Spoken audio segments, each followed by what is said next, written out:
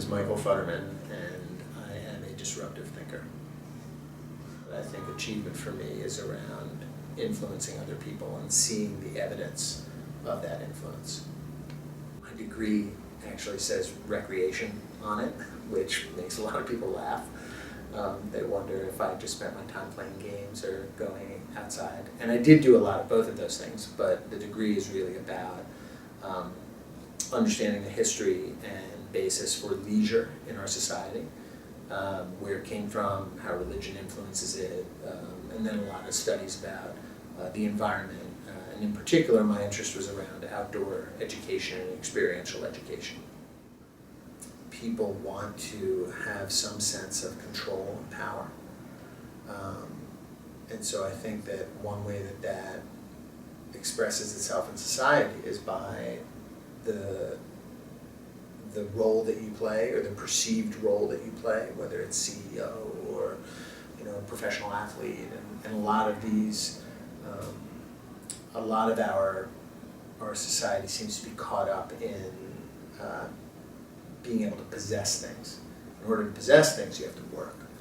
You have to have some sort of either raw talent, right? There are some people who are just born that have just exquisite talent in certain things, and they get picked up by the right person and groomed, and they're able to make significant amounts of money, and that allows them to have power. There's also another, and we studied this in school, but there's another theory that has to do with religion, and certainly the Protestant work ethic. Clear space around your cabin and be industrious. The idle hands are the devil's work. Those types of theories, those types of sayings, the belief that by doing work you stay out of trouble. A lot of people, achievement is either overcoming personal challenge or overcoming some external source of challenge. Why did you climb it? Because it's there, right? Because I have to. And I think people respond to that. And people respond to that certainly at work as well, right? I mean, isn't that what Dawn is doing this season on Mad Men? Right? Yeah. And for me, the sense of accomplishment, the sense of my biggest achievements are the ones where I see the influence that I have on other people. So in my work, when other people come to me and say, thank you for that advice.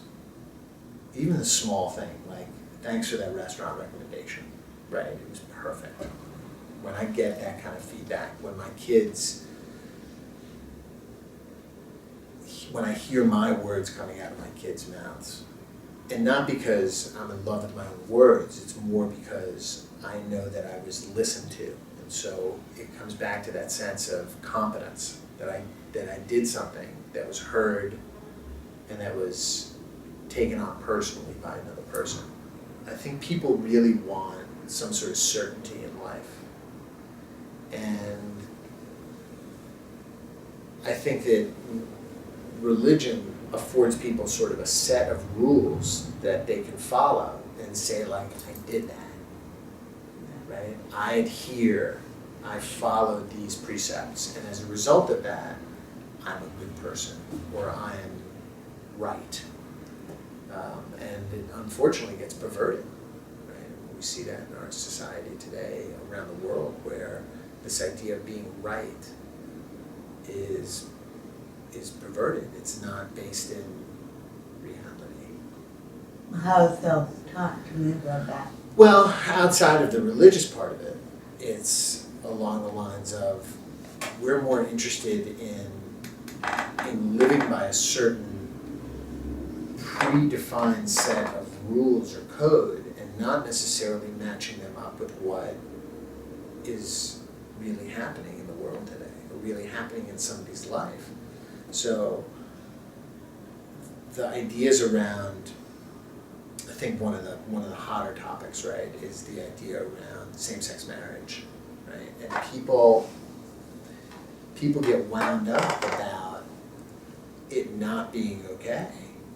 They tie themselves in knots reading the scripture in all different religions and saying, it says it here. There's some way for me to to say that this is not okay because of these specific writings in here. And so people would rather be right and use, and I think use religion to justify their rightness rather than open themselves up to there's other ways to live, there's other possibilities, and these things that might have been written thousands of years ago may not have got it all right. They may not have accounted for some things that were occurring that have brought great life to the world. The shift away from being strong physically is probably easily explained by that we don't rely on being physically strong to survive anymore. We rely on being intellectually agile. When I go out and leave this interview and ride in the street on the city bike, or if I go and walk down the avenues of New York City, the mean streets of New York, I don't have to worry about a saber-toothed tiger jumping out from behind a corner and being faster than the person next to me. It just doesn't play into the equation anymore. So I think that then shifts everything into the intellectual realm, where people are being judged by their mental agility and their ability. There are obviously some holdouts to that in sports, obviously, physicality and that type of ability is still prized, but if we relate then to the idea of being right,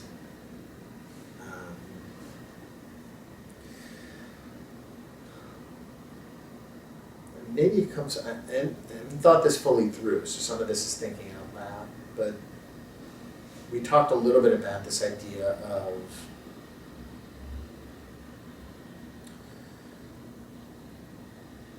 accomplishment